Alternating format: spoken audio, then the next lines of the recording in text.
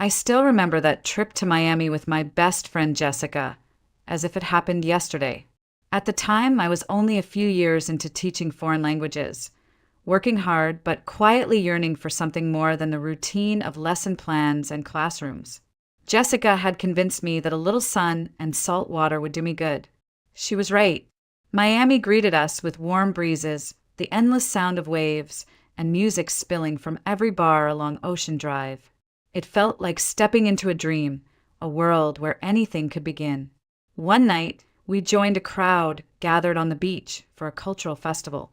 Music filled the humid air. Drums, guitars, voices singing in languages I only half understood but felt deep in my bones. People danced barefoot in the sand, laughter echoing against the tide. Jessica grabbed my hand and pulled me into the throng. I laughed, hesitant at first, then let myself move with the rhythm. That was when I noticed him, Nathan Harris. Our eyes met across the circle of dancers. It was one of those impossible moments when the noise of the world seems to fade and you're left with a single pair of eyes locked on yours. He pushed through the crowd, smiling, and introduced himself with the kind of confidence that made it seem as though he had known me forever.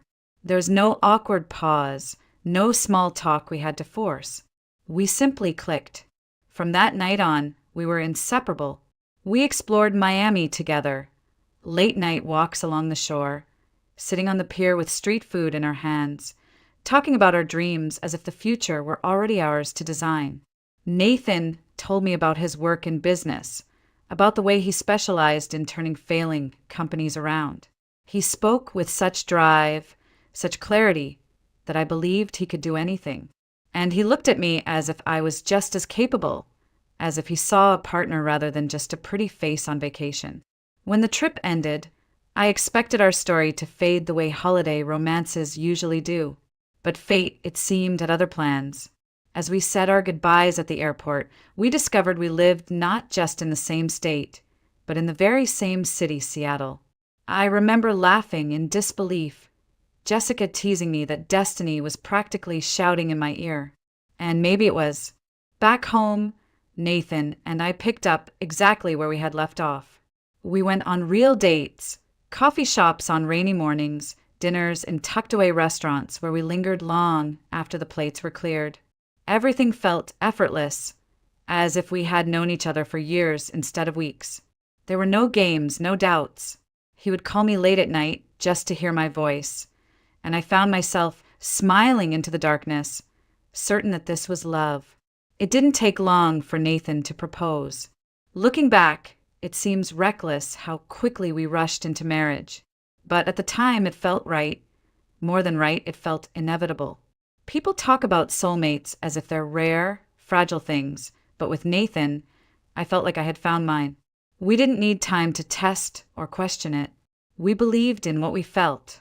And so, within months of returning from Miami, I was standing in front of him, saying, "I do," convinced I had just stepped into the life I was always meant to have. When Nathan and I returned to Seattle as husband and wife, we were determined to build a life together from the ground up. The very first step was buying a place of our own. It wasn't easy. The apartment we chose was beautiful, modern, with tall windows that looked out over the city. But it came with a mortgage that seemed enormous compared to our combined salaries. Still, Nathan was confident. He had already made a name for himself as a crisis manager, the kind of man companies called when everything was falling apart. His income was high, his reputation growing, and he believed we could handle the weight of the loan. I was still teaching languages at a private school. My paycheck was modest compared to his, but it mattered to me to contribute. I cut corners where I could, cooked at home, skipped little indulgences, and reminded myself that it was temporary, that soon we'd be free of debt and able to live the way we dreamed. There was something comforting about the rhythm of it. Nathan handing most of his paycheck straight into the mortgage, me covering groceries and utilities. We were a team, and every sacrifice felt shared. Those first years were filled with small, tender joys. Evenings spent on the couch with books in our laps, Nathan occasionally glancing over just to smile at me. Rainy weekends baking in the kitchen together, the smell of cinnamon filling the apartment, late night conversations about the future, where we spoke in soft voices about having a child, about hearing little feet running across the hardwood floors. Sometimes he would pull me close and whisper that one day we'd have everything: freedom, security, a family. And I believed him. When we finally made the last payment, we threw a housewarming party that doubled as a celebration of victory. Friends crowded our new apartment, filling every corner with laughter and the clink of glasses. Jessica teased me about finally being a grown-up homeowner, while Nathan played host, moving through the rooms with confidence, making everyone feel welcome. Music played, someone started silly games, and I remember how happy I felt, surrounded by people who wished us well. It was one of those nights that seemed to confirm we had done everything right. I drank more than I usually did that evening, carried away by the excitement. At some point, Nathan handed me a small stack of papers, saying they were just forms the building management needed signed. Something about utilities, future repairs, insurance. I laughed, tipsy and carefree, and signed them without reading. I vaguely remember he introduced a man wearing a suit. He said he was a notary from the building office. It felt routine, and with champagne in my hand and laughter all around, I didn't question it. I trusted Nathan completely. Jessica joked that I was signing away my life, and we all laughed. The moment slipped by in the haze of champagne, just another blur in a night of celebration. As the last of our friends left, and we collapsed onto the couch, exhausted and still glowing with joy, I remember looking around the apartment and feeling nothing but pride. We had done it together. This was our place, our future, the foundation for everything we would build. I leaned against Nathan's shoulder, believing wholeheartedly in the promise of our marriage. And yet, somewhere deep inside, there was the faintest trace of unease, like a whisper I couldn't quite hear. I brushed it off then. After all, what could possibly go wrong when love and trust felt this strong? At first, life in our new apartment felt steady and secure. But slowly, almost imperceptibly, the rhythm began to change. Nathan's work as a crisis manager became more demanding. He traveled constantly, sometimes gone for days at a time. Even when he was home, he often returned late, his shoulders tense, his phone buzzing with endless messages. I told myself it was the cost of his success, that he was doing it for us, for the future we had dreamed about. I never questioned him. I trusted him completely. What I didn't know then was that his late nights weren't always filled with meetings and reports. Somewhere along the way, Nathan had reconnected with Rebecca Moore, a girl who had once been the untouchable queen of his high school. She was beautiful in a polished, dramatic way, every strand of hair in place, every smile practiced to perfection. She thrived on attention, and Nathan gave it to her freely. What started as an innocent reunion grew into something more, something that pulled him further and further from our home. I remained oblivious. While he slipped away into Rebecca's orbit, I buried myself in work and self-improvement. Teaching languages was my passion, but I wanted more than just grammar exercises and lesson plans. I began studying Italian, Spanish, and even Greek, driven by the idea that one day Nathan and I would finally take the trips we had promised ourselves. I imagined us walking the narrow streets of Venice, sipping coffee in Madrid, standing beneath the blue domes of Santorini. Every late night I spent over textbooks and flashcards. I told myself I was investing in our shared future. The contrast between us couldn't have been starker. I was pouring my energy into dreams we had built together, while he was quietly dismantling the very foundation of those dreams. He grew more distant, distracted even when we sat down for dinner. His smile no longer reached his eyes, and there were moments when I caught him staring past me, lost somewhere I couldn't follow. I tried to ignore the pangs of doubt, convincing myself that every marriage had its ups and downs, that his coldness was just stress. Looking back, the signs were there: the guarded phone he never left on the counter, the trips that seemed to multiply without clear explanation, the faint scent of unfamiliar perfume on his jacket once or twice. But I silenced the voice inside me that whispered something was wrong. I wanted so badly to believe in us, to believe that the man who had once looked at me across a crowded beach in Miami was still the same man I had married. I told myself love was stronger than distance, stronger than work, stronger than temptation. I told myself all couples go through seasons. And so I kept learning, kept working, kept waiting for the day we would be free of his obligations and able to live fully. I didn't know then that the distance between us wasn't temporary at all. It was the beginning of a fracture that could never be repaired. It happened on an ordinary evening, the kind where nothing seemed out of place. I had made dinner, something simple. Roast chicken with garlic potatoes, the kind Nathan usually enjoyed. He sat across from me, unusually quiet, pushing food around his plate without appetite. I thought he was tired, worn down from another trip. But then he looked up, his eyes sharp with a strange determination. "Eleanor," he said, his voice flat, "I need to tell you something. I love someone else. I want a divorce." The words hung in the air, cutting through me with a precision sharper than any knife. For a long moment, I just stared at him, unable to move, unable to breathe. Inside, everything twisted, but on the surface, I remained still.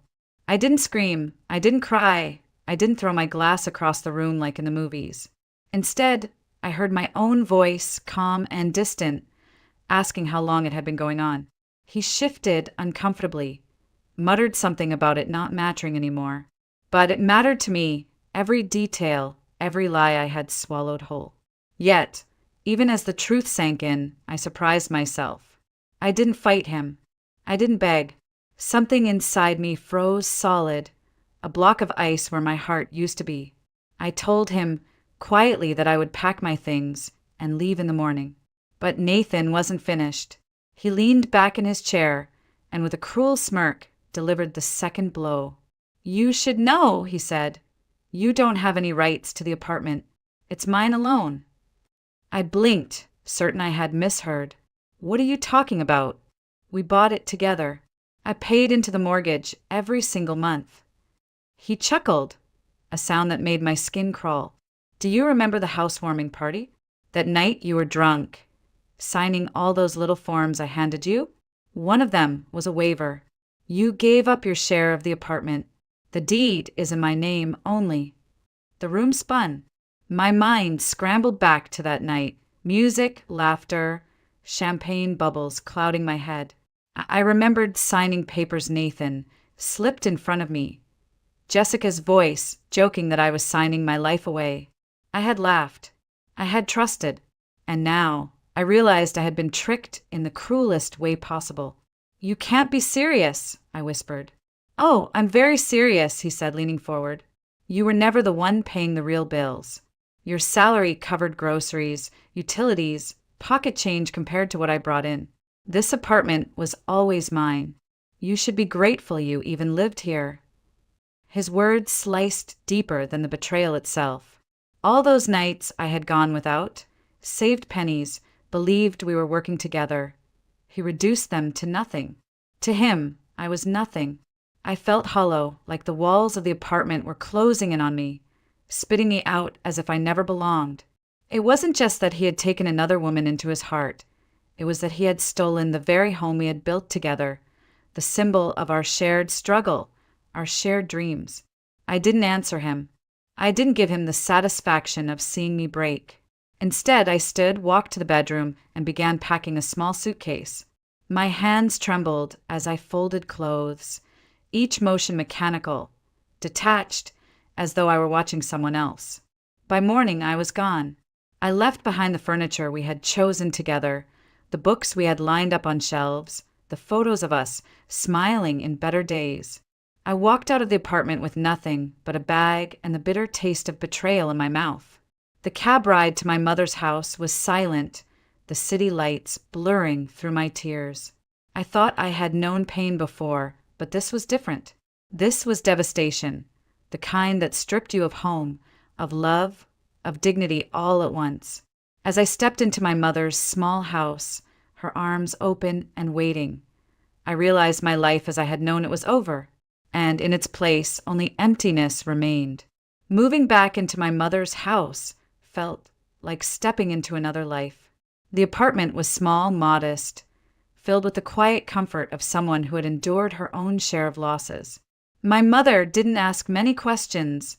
She simply opened the door, hugged me tight, and let me collapse into her arms. That night, as I sat at her kitchen table staring at the chipped floral mug she handed me, she said softly, "You're still young, Eleanor. This isn't the end. One day you'll be happy again." Her words were gentle, but they slid past me like water over stone. I nodded, grateful, but the pain inside me was raw and relentless. At night, I lay awake replaying every moment with Nathan. His laughter in Miami, his promises in Seattle, his betrayal at our own dinner table. I felt hollowed out, a ghost of myself. Still, I forced myself to keep moving. I went to work, prepared lessons, pretended to be fine.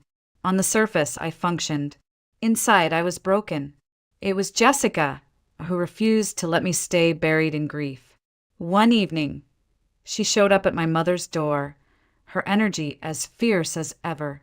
"There's this event," she said, eyes sparkling. "A masquerade. Blind dates, all anonymous. Men from all over, different backgrounds, different cultures. You'll love it." I shook my head immediately. The last thing I wanted was another man, another disappointment. But Jessica pressed on, teasing, persuading, insisting that I needed to live a little, to take a chance. Then fate intervened. On the night of the event, Jessica came down with a fever so high she could barely stand. "You have to go in my place," she begged. "Everything's already arranged. Don't let my ticket go to waste." Against my better judgment, I agreed. The masquerade was held in a grand, dimly lit hall at the edge of the city. The moment I walked in, I was swallowed by the atmosphere. Music pulsing low, chandeliers casting a golden haze, masks of every color glittering under the light. People laughed, whispered, clinked glasses.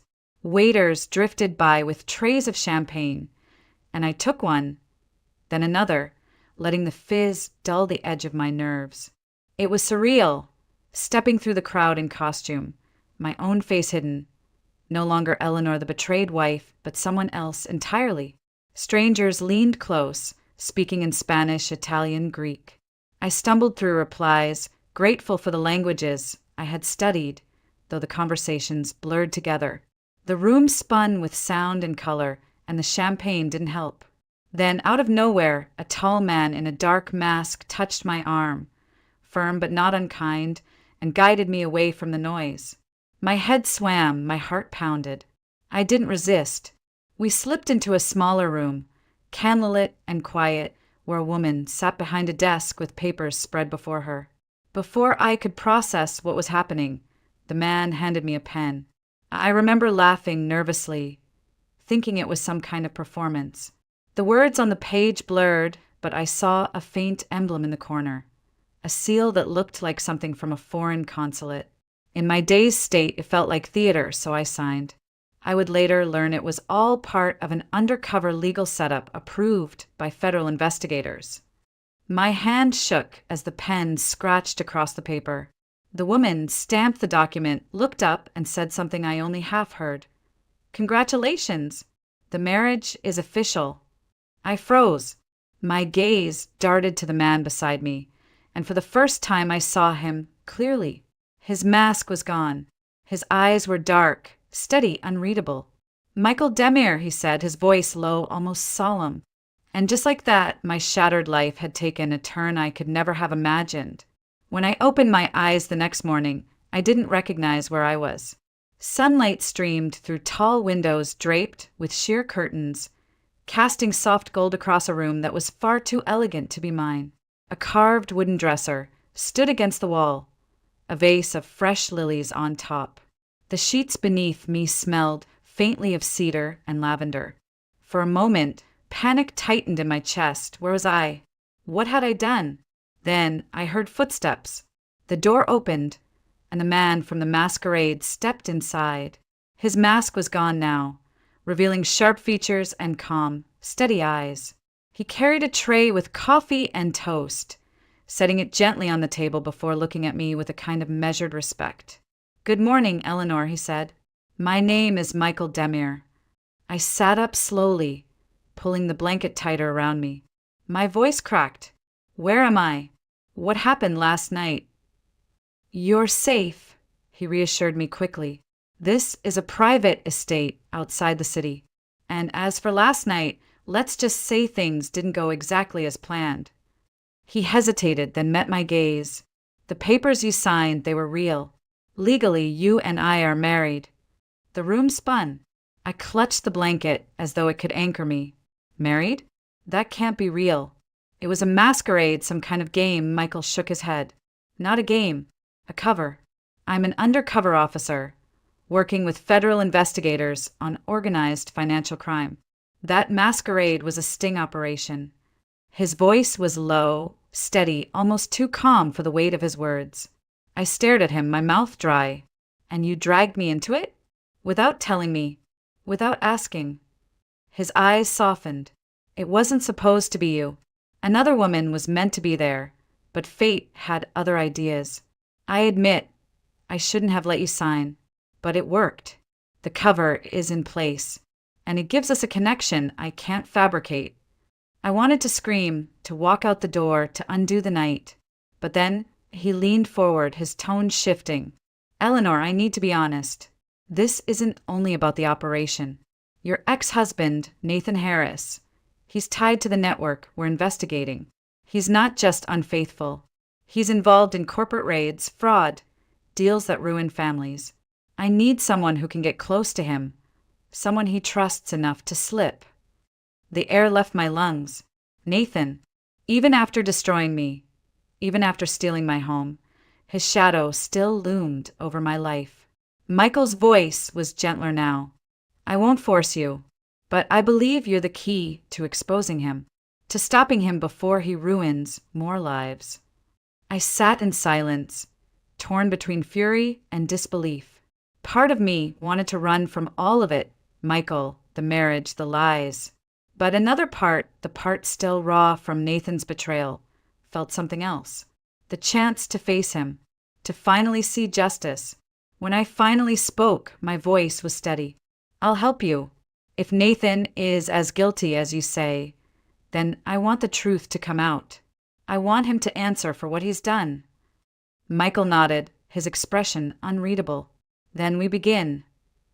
The resort in the Florida Keys looked like paradise at first glance. Palm trees swayed in the breeze, the ocean stretched endlessly in shades of blue, and the scent of salt and hibiscus lingered in the air. But beneath the postcard beauty, tension hung heavy. This wasn't a vacation. It was a battleground dressed in tropical colors. I was there as a translator, officially hired to assist the owners of the resort, an old family determined to protect their legacy. Michael, under his official cover, was acting as a facilitator, quietly keeping watch over every move. And then there was the other side, the buyers, the predators circling with sharp smiles and polished shoes. When the double doors of the conference hall opened and the group entered, my heart stopped. Nathan Harris walked in, Rebecca more on his arm. He looked older somehow, harder, but still carried himself with the same confidence that had once made me believe in him. Rebecca clung to him like a trophy, her dress bold, her laughter sharp enough to draw eyes across the room. For a second, I couldn't breathe. Then his gaze swept the hall, landed on me, and froze. He stared as if he'd seen a ghost. I felt the weight of his eyes, searching, disbelieving. I had changed since he last saw me. My hair styled differently, my posture straighter, my clothes sharper, chosen to project the confidence I had been forced to build. I wasn't the broken woman he had thrown out. I was someone new, someone who had survived. I lowered my eyes briefly, then looked back at him with the calm detachment of a professional. Inside, my heart pounded, but on the surface, I was composed. I introduced myself to the room in flawless Spanish, guiding the opening exchanges between the resort owners and their potential buyers. My voice was steady, my smile practiced. Nathan never took his eyes off me. As the meeting broke for a short recess, I felt him approach. His footsteps were heavier than I remembered, his presence larger. "Eleanor," he whispered, his voice hoarse. "Please, I need to talk to you." I turned to face him, expression unreadable. For a moment, I saw the flicker of the man I had once loved, the man who had held me on the shores of Miami. But then Rebecca's laughter rang out from across the hall, pulling me back into the present. "What could you possibly have to say?" I asked coolly. "Not here," he pleaded. "Please, just give me a few minutes alone." His eyes were desperate, restless, like a man on the edge of unraveling. I hesitated, long enough for him to feel the weight of my silence. Then, with a measured nod, I said, "Fine. After the session ends. 5 minutes, nothing more." His relief was palpable. He exhaled as though he'd been holding his breath for a year. I turned away before he could say anything else, walking back toward the owner's table with deliberate calm. Inside, I was trembling, not with fear but with anticipation. This was the moment Michael had prepared me for. The past and the present were colliding, and I was no longer powerless. For the first time, Nathan needed something from me, and I intended to use it. The pier stretched quietly into the night, the wooden boards slick with salt and moonlight.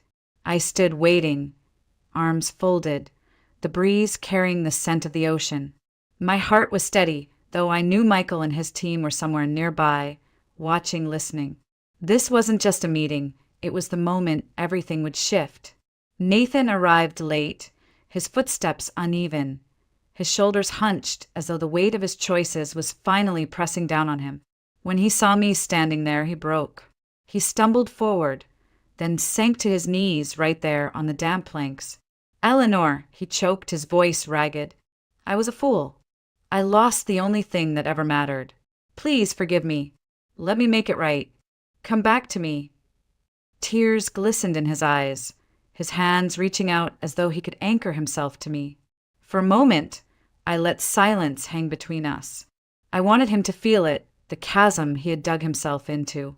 When I finally spoke, my voice was cool, measured. "You hurt me more than anyone ever could. Words won't change that. If you want me to believe you, if you want me to even consider forgiving you, prove it. Tell me everything. Show me that you're not still hiding in lies." Desperation twisted his face. "Anything," he whispered. "I'll tell you anything." I pulled my phone from my pocket, setting it casually on the railing as though I had forgotten it there. The recording app ran silently, its tiny red light hidden by my hand. I looked back at him, my expression softening just enough to convince him. And then he began to talk. At first, it came in fragments, names of companies, shadowy partners, vague allusions to deals. But soon the floodgates opened. He poured it all out. The Raider schemes, the fraud, the manipulation of weak businesses until they collapsed so his associates could buy them for scraps. He named investors, shell corporations, even hinted at the money funneled offshore. His voice shook, but he didn't stop. It was as if unburdening himself might somehow redeem him in my eyes. I nodded occasionally, murmured encouragements, pretending to be moved by his confession. Inside, my stomach churned at every word, but I forced myself to stay calm, to let him keep talking. Behind us, hidden in the shadows, Michael and his team were listening through a wire. Every name, every detail, every slip of Nathan's tongue was another nail in his coffin. When at last he finished, his face streaked with tears, he reached for my hand. "Now you know," he said, trembling. "Now you can believe I've changed. We can start over. Just say the word." I withdrew my hand slowly. "Thank you for telling me, Nathan. But you've mistaken me. I didn't come here to start over. I came here to end it."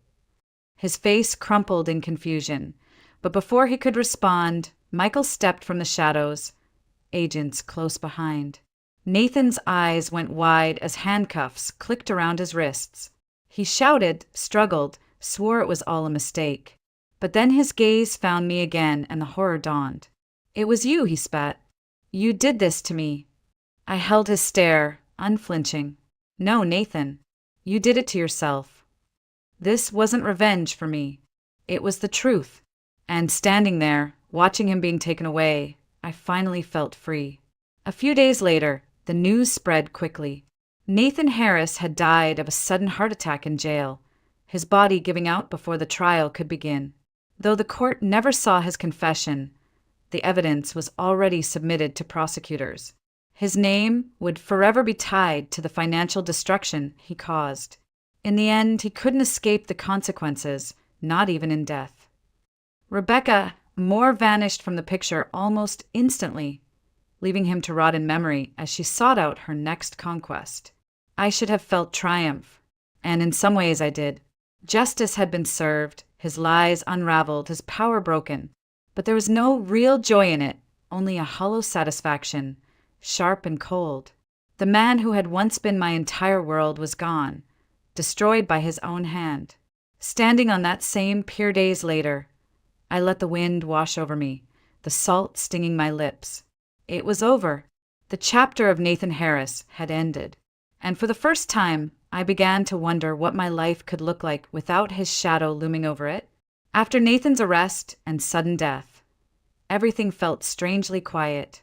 The storm that had consumed my life for years was over, leaving behind a silence I didn't quite know how to fill.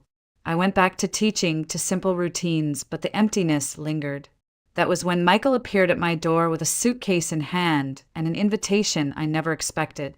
"They've given me extended leave," he said. "Come with me to Turkey. Meet my family. See where I come from." For a moment, I hesitated. Travel had always been a dream I had woven with Nathan, one that had turned to ash in my hands. But Michael's eyes held no deceit, no hidden agenda, only patience and a hope I was slowly learning to trust. So I said yes. The journey felt like stepping into another world. The turquoise waters of the Aegean stretched endlessly, sunlight glittering on the waves. We wandered through bustling markets, the air thick with the scent of spices and roasted coffee. In quiet villages, women welcomed us with smiles and fresh bread, their warmth so genuine it brought tears to my eyes. For the first time in years, I wasn't looking over my shoulder. I wasn't waiting for betrayal to fall. I felt safe. I felt alive. Meeting Michael's family was like being folded into a new chapter one hadn't dared to imagine. His mother embraced me without hesitation. His cousins teased him in rapid Turkish, pulling me into their laughter. In their home, filled with voices and stories, I felt something I hadn't felt in so long, belonging. One evening, we walked along the shore as the sun dipped low, painting the sky in shades of gold and rose. The water lapped gently at our feet, and the world seemed to hold its breath. Michael stopped, turned to me, and for the first time since that strange night at the masquerade, his voice trembled.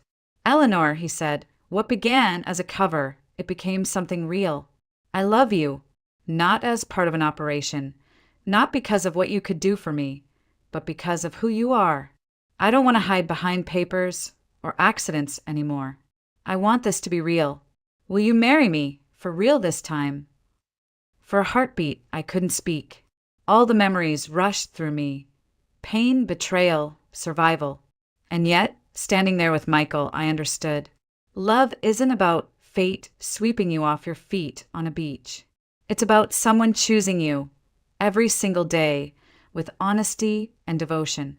I smiled, tears stinging my eyes. "Yes," I whispered. "This time, yes."